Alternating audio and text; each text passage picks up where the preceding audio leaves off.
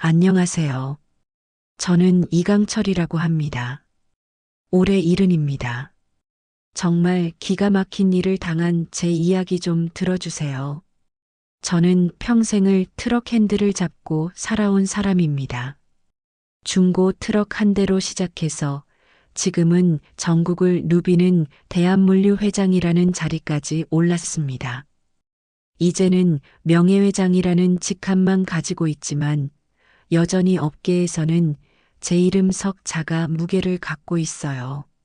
몇 년 전부터 다리가 불편해져 지팡이를 짚고 다니지만 그래도 매일 아침이면 정원을 거닐며 꽃을 돌보는 것이 제 유일한 낙입니다. 그날 아침도 여느 때와 같았어요. 저는 새벽에 일어나 테라스에서 신문을 읽고 있었고 아내 순자는 정원에서 장미꽃에 물을 주고 있었습니다. 여보, 올해 장미가 유난히 예쁘게 피었네요. 이리 와서 좀 보세요. 아내의 목소리에 저는 지팡이를 짚고 천천히 정원으로 나갔습니다. 가을 햇살이 따사롭게 내리쬐는 평화로운 아침이었어요. 당신이 정성껏 키워서 그렇지. 역시 우리 마누라 손은 황금손이야. 저의 칭찬에 아내는 수줍게 웃으며 제 팔을 살짝 밀었습니다.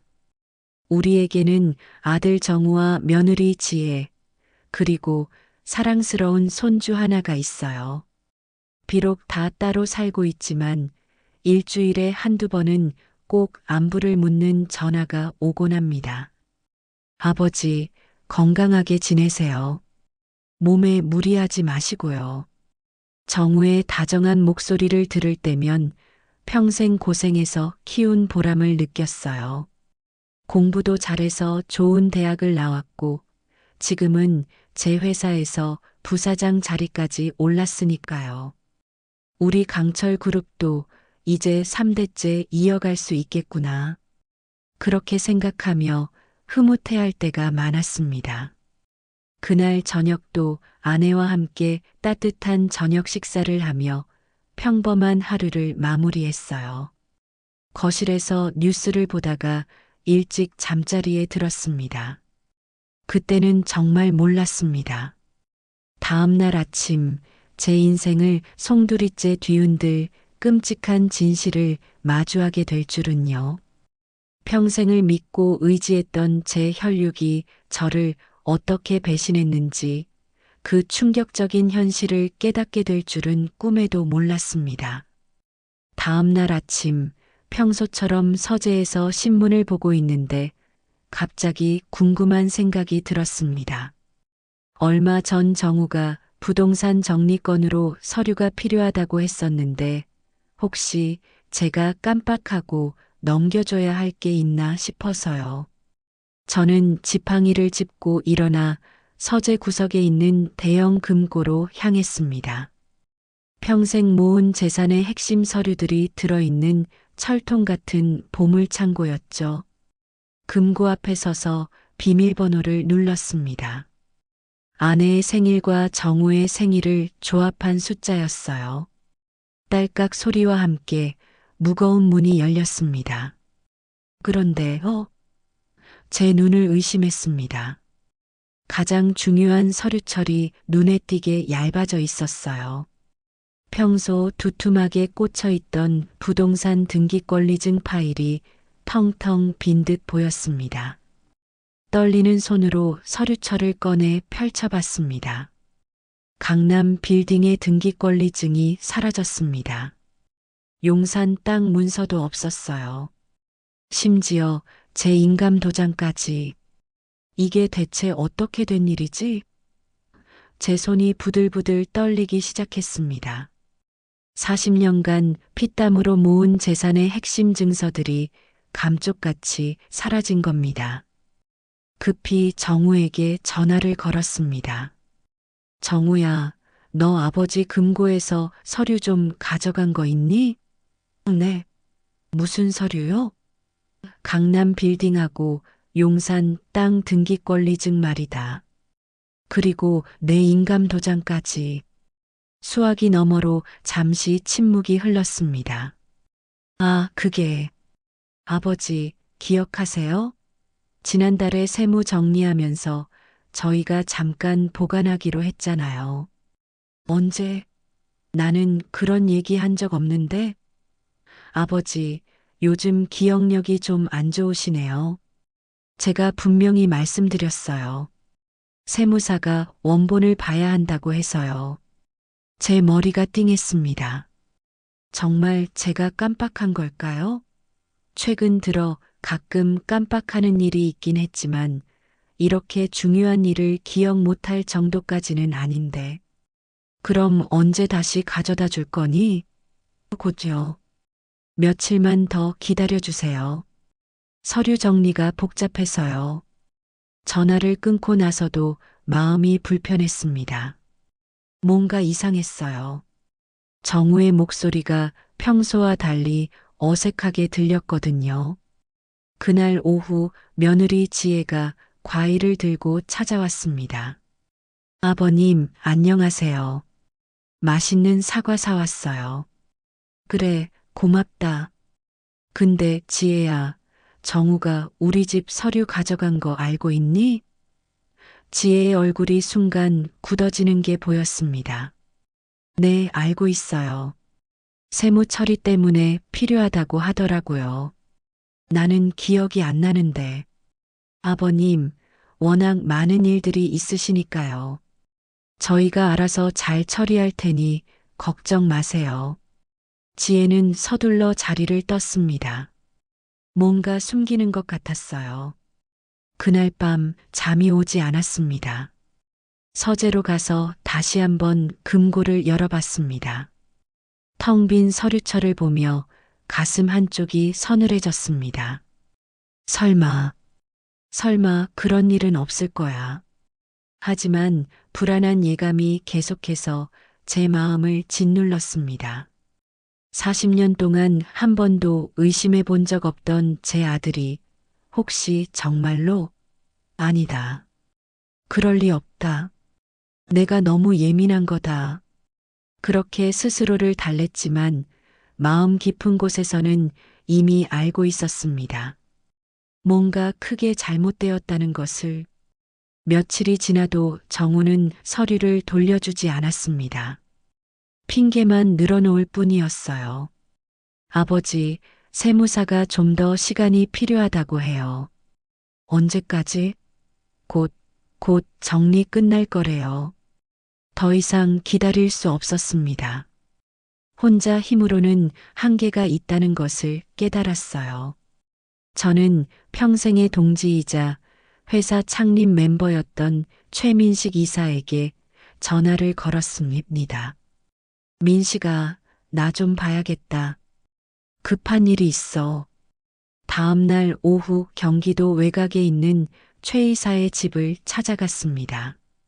작은 정원에서 분재를 돌보고 있던 그가 저를 보더니 깜짝 놀랐습니다. 회장님, 안색이 왜 그러십니까? 무슨 일 있으셨어요? 저는 최 이사를 마주보고 앉아 지난 며칠간의 일을 모두 털어놓았습니다. 금고에서 사라진 서류들, 정우의 어색한 변명, 그리고 며느리 지혜의 이상한 행동까지. 최 이사의 얼굴이 점점 굳어갔습니다. 그놈이 감히 회장님께 그런 짓을 하다니. 민식아, 나는 어떻게 해야 할지 모르겠다. 혹시 내가 잘못 생각하는 건 아닐까? 회장님, 지금은 의심할 때가 아닙니다. 확인해야 합니다. 제가 아는 변호사가 있어요. 김태식이라고.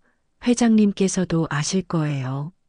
아, 우리 회사 법무팀에 있던? 네. 지금은 독립해서 법무법인을 차렸는데 실력이 대단합니다. 무엇보다 의리가 있는 사람이에요.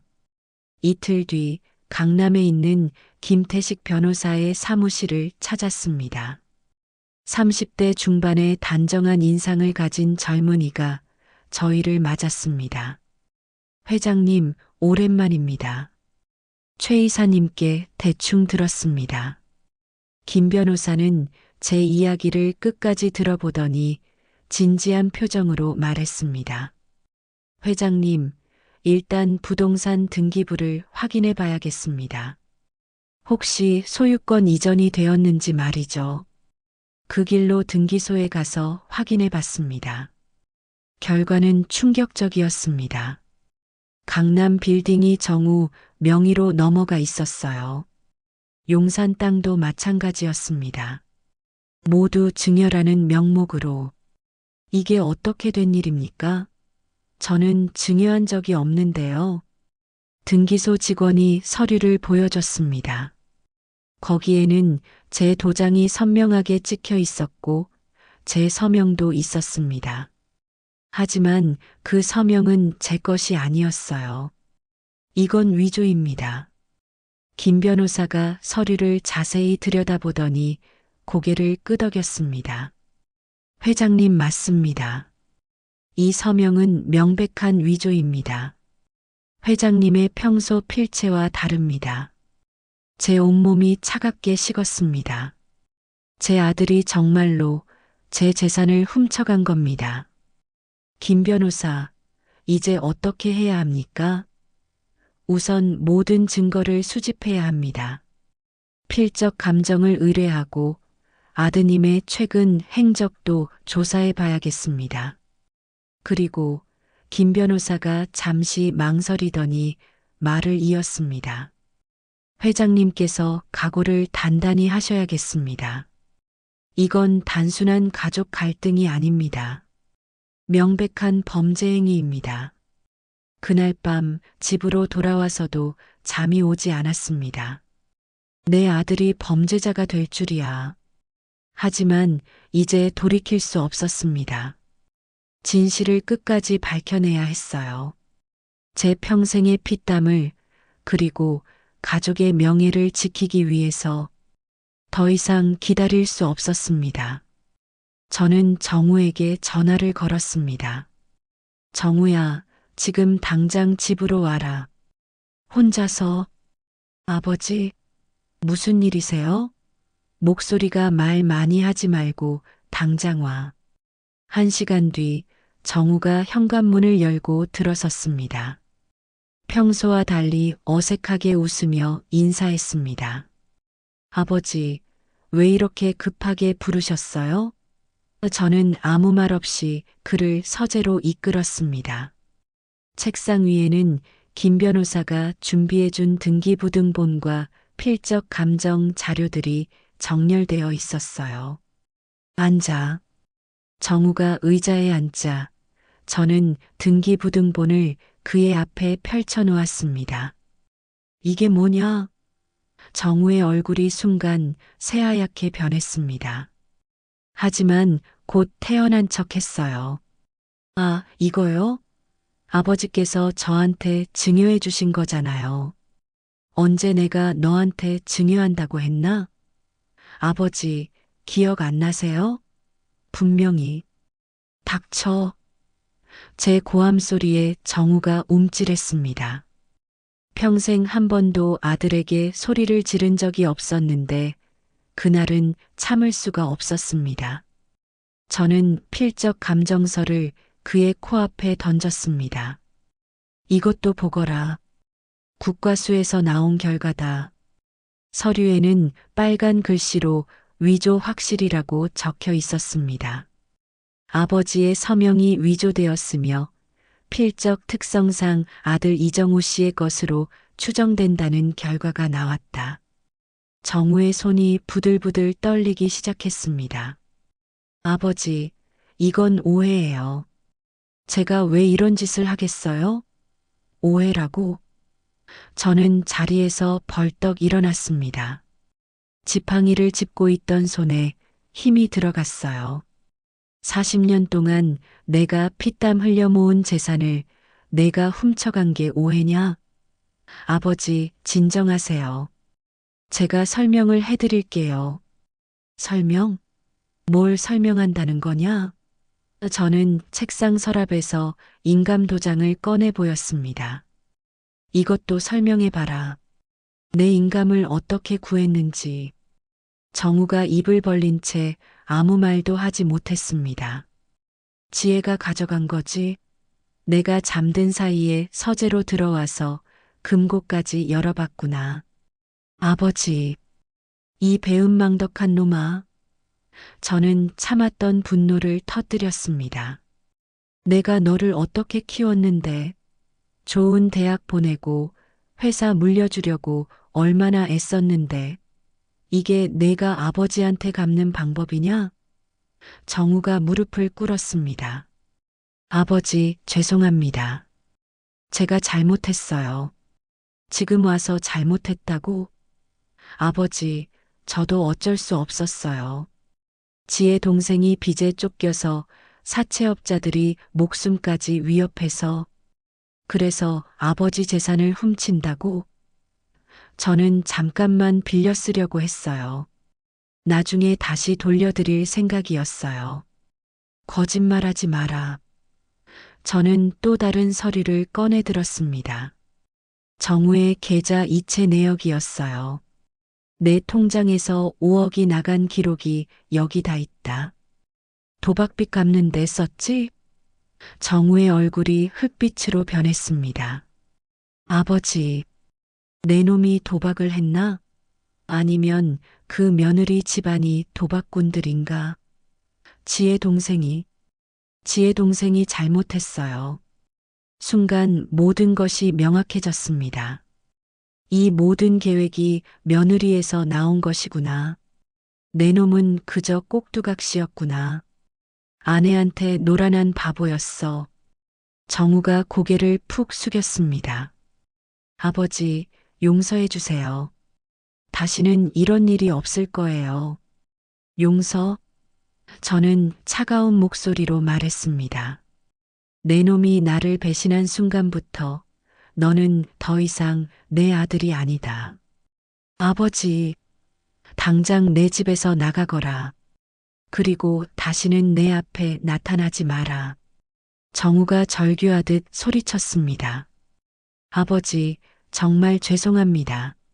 하지만 저는 등을 돌렸습니다. 이미 늦었습니다.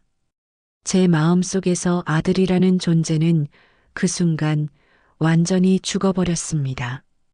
정우를 집에서 내쫓은 후 저는 김채식 변호사와 함께 본격적인 반격을 준비했습니다. 회장님, 법적 대응만으로는 부족합니다. 사회적으로도 단단히 응징해야 합니다. 무슨 뜻인가? 강철산업정기주주총회가 다음 주에 있지 않습니까? 그 자리에서 모든 진실을 공개하는 겁니다. 김 변호사의 제안에 저는 고개를 끄덕였습니다. 정우는 부사장 자격으로 그 자리에 반드시 참석해야 했거든요. 주주총회 당일 서울 시내 호텔 대연회장은 수백 명의 주주들과 임직원들로 가득 찼습니다. 저는 휠체어 대신 지팡이만 짚고 단상에 올랐어요. 마지막 자존심이었습니다. 정우는 앞자리에 앉아 불안한 표정으로 저를 바라보고 있었습니다. 지혜도 그 옆에 있었죠. 존경하는 주주 여러분, 그리고 임직원 여러분. 저는 마이크를 잡고 천천히 입을 열었습니다. 오늘 저는 강철산업 창립 이래 가장 중대한 발표를 하려고 합니다. 회장내가 조용해졌습니다. 먼저 제 아들이자 현 부사장인 이정우에게 질문하겠습니다. 정우의 얼굴이 하얗게 질렸습니다. 정우야, 아버지의 개인 재산인 강남 빌딩과 용산 토지를 내 명의로 이전한 사실을 인정하나? 아, 아버지. 대답해라. 여기 계신 분들 앞에서. 정우는 입을 벌린 채 아무 말도 하지 못했습니다. 저는 프로젝터 화면에 등기부등본을 띄웠습니다. 여러분, 보시는 바와 같이 제 재산이 아들 명의로 이전되어 있습니다. 하지만 이것은 제가 동의한 것이 아닙니다. 회의장 내에서 술렁임이 일어났습니다. 다음 화면에는 국과수 필적 감정 결과가 나타났습니다. 서명 위조. 이것이 바로 제 아들이 저지른 범죄의 증거입니다. 아버지, 그만해 주세요. 정우가 벌떡 일어나 소리쳤습니다. 그만하라고? 내가 아버지 재산을 훔친 건 그만두지 않으면서. 저는 마지막 화면을 띄웠습니다. 정우의 계좌에서 도박빚 갚는데 사용된 거래 내역이었어요. 5억 원. 이것이 바로 제 피땀으로 모은 재산이 사라진 곳입니다. 도박빚을 갚는데 말이죠. 회의장이 발칵 뒤집혔습니다. 주주들이 웅성거리기 시작했고 기자들이 카메라를 들이댔습니다. 아버지, 정우가 단상으로 달려왔지만 경호원들이 그를 막았습니다. 이정우는 오늘부로 강철산업에서 해임됩니다. 제 선언의 회장은 더욱 술렁였습니다. 그리고 모든 부정행위에 대한 법적 책임을 물을 것입니다. 정우와 경지애가 서로를 붙잡고 울부짖었습니다. 하지만 이미 늦었습니다. 여러분, 저는 평생을 정직하게 사업해왔습니다. 하지만 제 혈육이 저를 배신했습니다. 저는 회의장을 둘러본 후 마지막 말을 했습니다. 가족도 믿을 수 없는 세상이지만 그래도 정의는 살아있습니다. 사필귀정. 모든 것이 제자리로 돌아갈 것입니다. 회의장을 나서며 저는 정우를 지나쳤습니다. 그는 바닥에 주저앉아 고개를 들지 못하고 있었습니다. 아버지, 아버지 하지만 저는 돌아보지 않았습니다. 그날 저녁 모든 뉴스에서 이 사건이 보도되었습니다. 재벌 아들의 폐륜 행위, 아버지 재산 횡령한 부사장 같은 제목들이 쏟아졌어요. 집에 돌아와서 저는 아내에게 말했습니다. 여보, 이제 끝났소. 고생했어요, 여보. 정말 많이. 아내가 제 손을 잡아주었습니다. 창밖으로는 서울의 야경이 펼쳐져 있었습니다. 40년 전 맨손으로 시작했을 때처럼 이제 다시 새로운 시작을 할 때가 되었습니다. 하지만 이번에는 혼자가 아니었습니다. 제 곁에는 평생의 동반자가 있었고 정의는 제 편이었습니다. 그것만으로도 충분했습니다. 주주총회에서의 공개 망신 이후 검찰이 수사에 착수했습니다. 언론의 집중 조명을 받으며 정우와 지혜는 구속되었어요. 첫 번째 공판이 열리던 날 저는 김태식 변호사와 함께 법원에 갔습니다.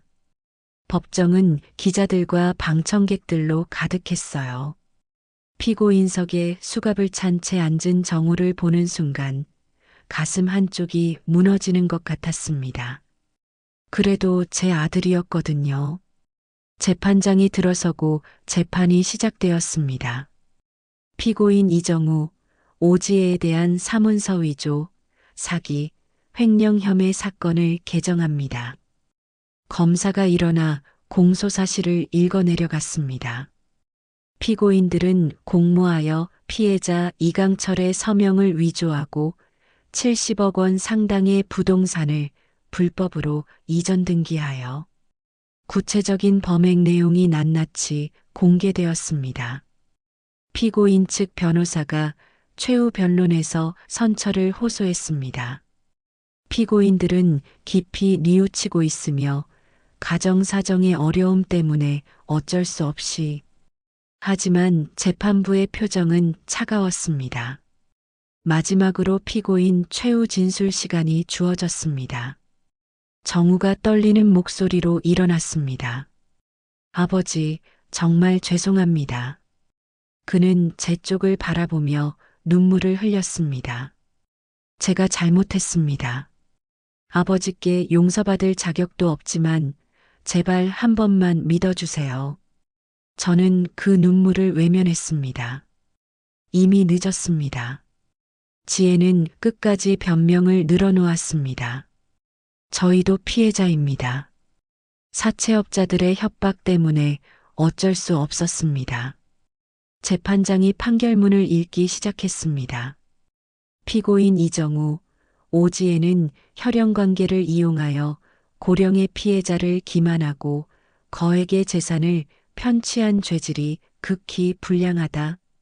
법정이 숨을 죽였습니다. 또한 피고인들의 범행은 우리 사회의 근간인 효를 파괴하는 반인륜적 행위로 엄중한 처벌이 불가피하다. 재판장의 목소리가 더욱 엄중해졌습니다.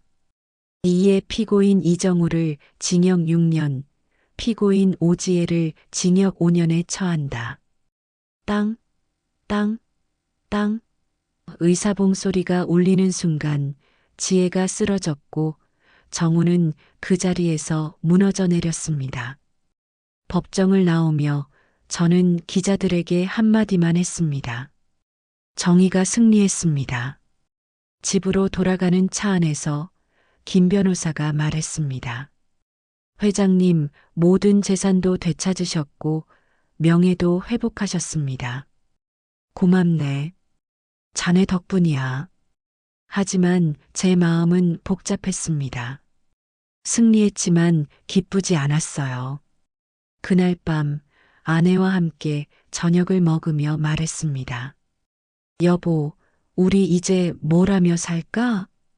당신이 하고 싶은 걸 하세요. 이제 진짜 자유예요. 창밖으로 서울의 불빛들이 반짝였습니다. 40년 전 이 도시에 맨손으로 왔을 때처럼 이제 다시 새로운 시작을 할 수 있게 되었습니다. 하지만 이번에는 달랐어요. 돈을 위해서가 아니라 의미 있는 일을 위해서 말입니다. 제 남은 인생을 어떻게 쓸지 이제 진지하게 생각해 볼 때가 되었습니다. 재판이 끝나고 몇 개월이 흘렀습니다. 되찾은 재산은 그대로 있었지만 제 마음은 공허했습니다. 어느 날 저녁 뉴스에서 자식에게 전 재산을 빼앗기고 쪽방에서 홀로 지내는 할아버지 이야기가 나왔습니다. 화면 속 할아버지의 모습이 제 가슴을 후볐습니다. 여보, 저 할아버지 보니까 남일 같지 않네요. 아내도 같은 생각이었나 봅니다. 그러게요. 우리는 운이 좋았어요. 싸울 힘도 있었고 도와주는 사람들도 있었으니까요. 그날 밤 저는 잠들지 못하고 많은 생각을 했습니다. 내가 겪은 고통이 정말 의미 없는 것일까? 이 경험을 다른 누군가를 위해 쓸 수는 없을까? 다음 날 아침, 저는 김태식 변호사와 최민식 이사를 집으로 불렀습니다.